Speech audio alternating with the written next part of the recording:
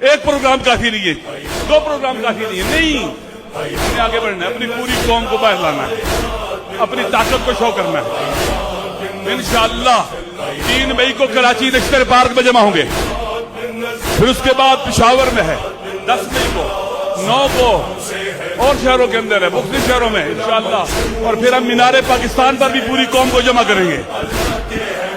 ہم جمع کریں گے پوری قوم کو, ہم دنیا کو بتلائیں گے ہم کربلا کے ماننے والے ہیں, عاشورہ کے ماننے والے ہیں, ہم تھکنے والے نہیں ہیں.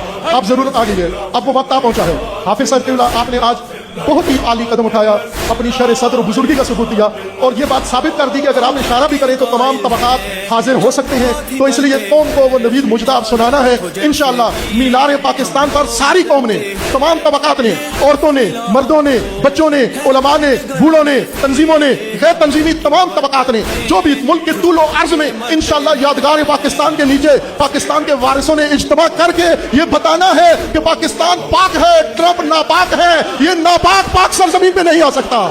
انشاءاللہ یہی جو آج ثبوت ملا ہے, اور ظاہر ہے کراچی میں انشاءاللہ ہو رہا ہے, جامعہ عروۃ الوثقیٰ میں عظیم اجتماع ہوا ہے, پارا چنار میں, اسکردو میں, گلگت میں اور جگہ جگہ, اور پشاور میں جیسا راجہ صاحب نے اعلان کیا.